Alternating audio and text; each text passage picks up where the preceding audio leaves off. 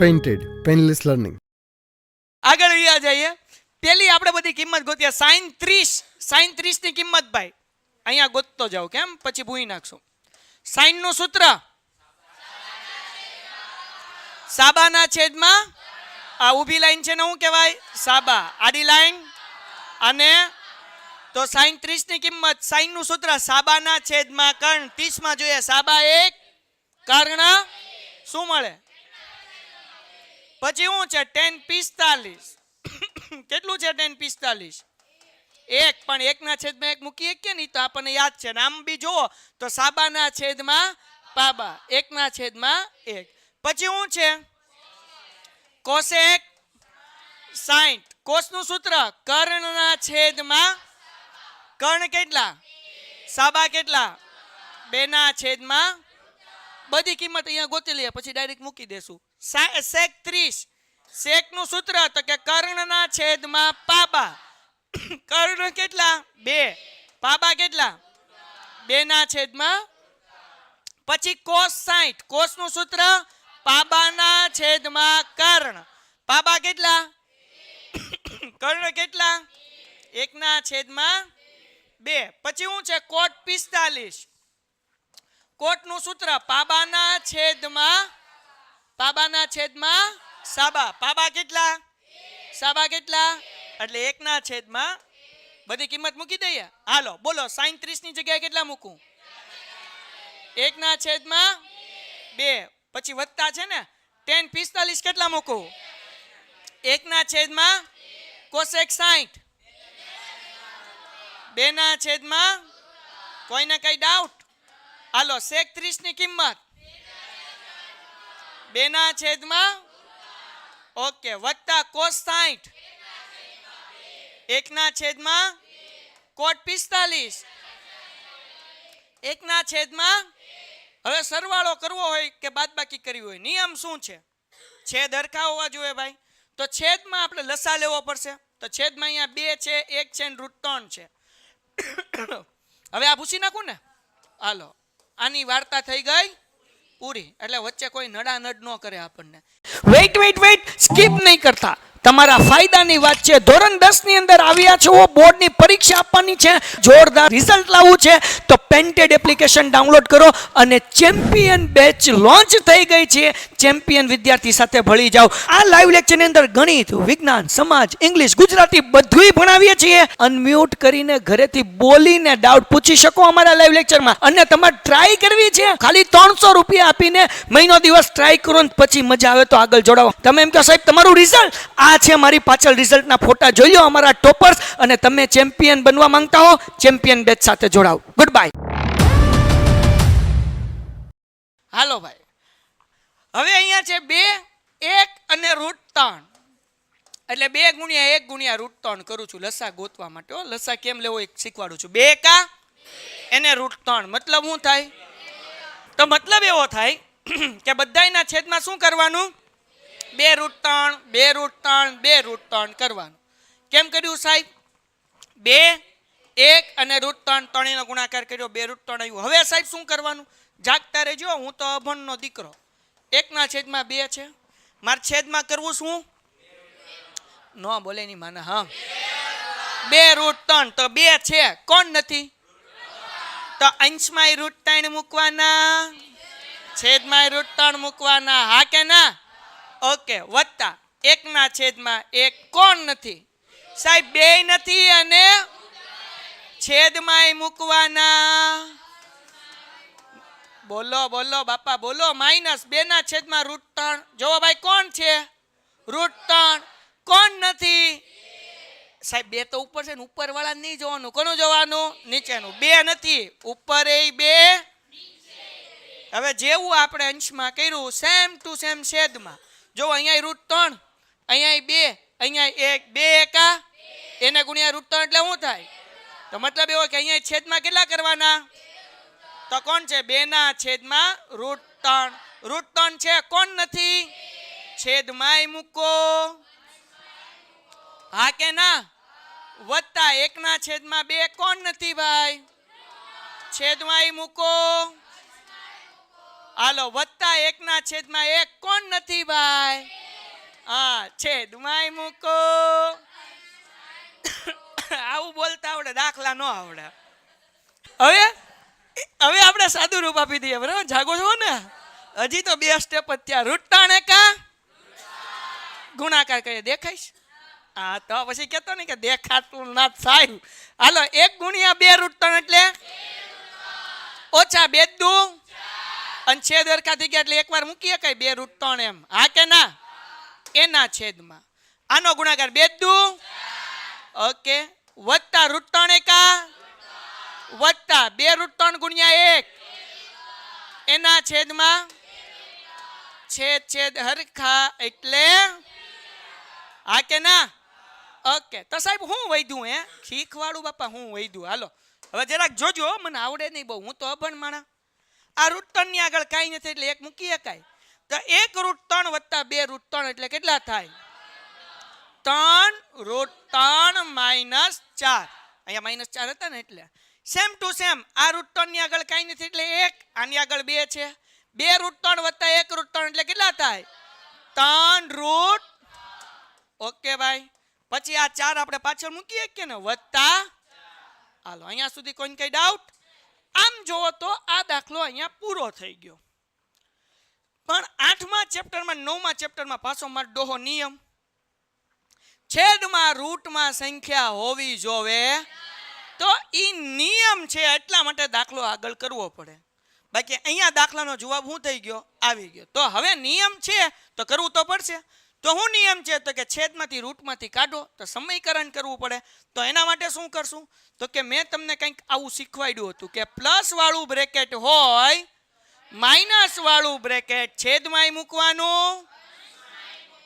એટલે 3√4 ના છેદમાં 3√3 માઇનસ 4 છેદમાં મૂકવાનું. અને આ બ્રેકેટ હતું એમને મૂક્યું, ખાલી પ્લસ હતું તો જે નીચે મૂકો તો ઉપર એ માઇનસ. બરાબર, માઇનસ છે તો અહીંયા પ્લસ નહીં મૂકવાનું, અંશનું નહીં જોવાનું. ક્યાંનું જોવાનું? પ્લસ હોય તો માઇનસ, જે નીચે મૂક્યું ઉપર. તો ઉપર જુઓ આ 2 બ્રેકેટ હરખા થઈ ગયા તો કેટલી વાર મૂકવાનું? 1 વાર. અને ઉપર વર્ગ મૂકીએ કે ને 3√3 ઓછા 4 એનો વર્ગ. કેમ એનો વર્ગ થઈ ગયો? કારણ કે 2 બ્રેકેટ કેવા છે? હવે નીચે વાળું સાદું રૂપ આપીએ 3√3 2 વખત એટલે એનો વર્ગ કરવાનો 3√3 નો વર્ગ વત્તે ઓછે 4 2 વખત એટલે 4 નો વર્ગ. હે સાહેબ? હે હા √3 ઊભી રહે હો ભાઈ. એટલે એ ઊભો રહે. સોરી વરુણ, હાસું બોલાઈ ગયું હે ભાઈ. હાલો આગળ લે સાહેબ. અહીંયા ઉપર તો તમે વર્ગ મૂક્યું ને હેઠે અલગ અલગમાં વર્ગ મૂક્યું. એવું કેમ? કારણ કે ઉપર કાઉન્ટ સરખા હતા એટલે વર્ગ, નીચે પ્લસ અને માઇનસ વાળું હતું એટલે 3√3 × 3√3 કરવાના. એટલે ઓલું હતું ને તમને ખબર હોય તો a - b અને a + b તો એનો વર્ગ વત્તે ઓછા અને તો એ નિયમ અહીંયા નીચે લાગુ પડ્યો. ડન થઈ ગયો? હા કે ના? કોઈ ડાઉટ છે? પાકું? હવે આપણે 7મા ચેપ્ટરમાં શીખી ગયા, 8મા ધોરણમાં શીખ્યા અને 9મા ધોરણમાં શીખ્યા અને 10માં તો શીખ્યા જ છીએ કે a - b નો વર્ગ હોય તો શું કરવાનું? a² - 2ab + આ a છે ને આ b છે ને આપણે 7મા ચેપ્ટરમાં આવું શીખ્યા હતા. પહેલા છેલ્લે વચ્ચે ત્રણેયનો ગુણાકાર. તો ઈઝી રે, સૂત્ર પ્રમાણે લાંબી કઈ માથાકૂટ કરવી ન પડે. એકચ્યુઅલી સૂત્ર જ છે, બીજું કાંઈ નથી. તો પહેલાનો વર્ગ એટલે આપણે કરીએ 3√3 એનો વર્ગ માઇનસ છેલ્લે હંમેશા વત્તા છેલ્લાનો વર્ગ એટલે કોનો વર્ગ કરવાનો? 4 નો. વચ્ચે ત્રણેયનો ગુણાકાર. કોણ 3? તો કે 2 4 અને 3√3. તો અહીંયા ગુણાકાર કરીએ 2 ચોક 8 8 તેરી 24 એટલે વચ્ચે શું આવે? 24√3 એના છેદમાં આ સ્ટેપ એમને એમ રાખીએ ભાઈ 3√3 નો વર્ગ અને -4 નો વર્ગ. આગળ વ્યા જાય. છેલ્લું સ્ટેપ, દાખલો પૂરો થઈ ગયો. 3√3 નો વર્ગ કેટલો થાય ભાઈ? 3√3 નો વર્ગ. તો 3 નો વર્ગ 9 થાય. √3 નો વર્ગ 3 થાય. 9 તેરી તાનો જવાબ કેટલો આવે? 3√3 વર્ગ નો 27. હા કે ના? -24√3 વત્તા 4 નો વર્ગ. હા 3√3 નો વર્ગ -4 નો વર્ગ હા કે ના? હવે 27 માં 16 નાખો એટલે કેટલા થાય? 43 થાય. કેટલા થાય ભાઈ? થાય ને? 6 6 12 ને 13 વધી પડી 1 2 ને 1 3 ને 4. હા, 27 માં 16 નાખો એટલે 43. આ એમને -24√3 અને 27 માંથી 16 કાઢો એટલે વધે 11. દાખલો થઈ ગયો, છેદમાંથી નીકળી ગયો રૂટ, ખાલી 11 આવ્યો. તો અહીંયા દાખલો આપણો પૂરો થાય. ડન. હજી એક દાખલો આવો બાકી, પછી આપણે કાલ ખાલી ખરા ખોટા કરવાના રે. હવે જુઓ ભાઈ, સેમ ટુ સેમ જેમ ઓલો દાખલો કર્યો એમ આ કરવાનો, પણ ઓલા કરતા થોડો ખેલો કે થોડોક અઘરો એ આપણે હમણાં જોઈએ. ગાંધી બાપુના કેટલા વાંદરા? 3. આ પેલો, બીજો અને ત્રીજો, બરાબર ને? હાલો, પેલો વાંદરો કેટલાનો? 30, 45, 60. શું યાદ રાખવાનું? 2 √2 2 √3 1 1 √. હવે ડાયરેક્ટ કિંમત બોલશો. આપણને કીધું 5 એમનેમ. cos 60, cos નું સૂત્ર પાબાના છેદમાં કર. મને કયો હાલો, cos 60 માં શું આવે? પાબાના છેદમાં કર્ણ. પાબા 1 ના છેદમાં √3 નહીં, √3 તો સાબા છે, આડી લાઈન છે, આ પાબા છે, એટલે 1 ના છેદમાં, તો અહીંયા લખી નાખીએ 1 ના છેદમાં 2 એનો વર્ગ. 4 એમનેમ. sec, sec નું સૂત્ર તો કે કર્ણના છેદમાં પાબા, બરાબર ને? તો અહીંયા કેટલા મૂકી કીધું? cos 3 સોરી sec 30, કર્ણ કેટલા? પાબા કેટલા? એટલે અહીંયા કેટલા આવશે? 2 ના છેદમાં -10 45. તો ખબર જ છે કેટલી? હા, વર્ગ કર લો. હાલો, અહીંયા કેટલો આવશે? 1. તો અહીંયા આપણે 1 ના છેદમાં 1 મૂકીએ છીએ. હે સાહેબ, ખાલી 1 મૂકીએ તો ન હાલે? હાલે, પણ કદાચ આપણે લસા લેવો હોય તો આપણને ઈઝી પડે, એટલા માટે મેં 1 ના છેદમાં 1 મૂક્યું. આને હું હરખું લખી નાખું. 5 એમનેમ 1 ના છેદમાં 2. હાલો, ડન છે. આ તો અંશ, હજી છેદમાં બાકી ભાઈ. છેદમાં શું છે? sin 30. sin નું સૂત્ર સાબાના છેદમાં કર્ણ. સાબા 1 કર્ણ 2 1 ના છેદમાં 2 એનો વર્ગ વત્તા cos 30 પાબાના છેદમાં પાબા કેટલા? √3. કર્ણ કેટલા? 2 √3 ના છેદમાં 2 એનો વર્ગ. હમણાં તો આ છેદ ઉડી જ જાય આગળ, જો મજા આવશે, હું શીખવાડું. 5 એમનેમ 1 નો વર્ગ 1 2 નો વર્ગ 4. કોઈને કઈ વાંધો? તમને ન હોય તો મને શું હોય? 4 એમનેમ 2 નો વર્ગ, હા, √3 નો વર્ગ, હા, 1 નો વર્ગ 1 નો વર્ગ. તમને કોઈને વાંધો નહીં? તો મને નથી વાંધો. આગળ 1 નો વર્ગ 2 નો વર્ગ √3 નો વર્ગ 2 નો વર્ગ. હા કે ના? આગળ વ્યા જઈએ. 5 એકા એના છેદમાં ચોકે ચોકે એના છેદમાં 1 ના છેદમાં એના કઈ શાળા કરતા નથી. હવે જરા ધ્યાનથી જુઓ, છેદ હરખા, તો અંશનો સરવાળો કરો. 3 ને 1 4 ના છેદમાં 4 4. તો છેદમાં કઈ ન વધ્યું, 1 વધ્યું. તો એનો કઈ મતલબ એવો કે છેદને હવે ધ્યાનમાં લેવાનો.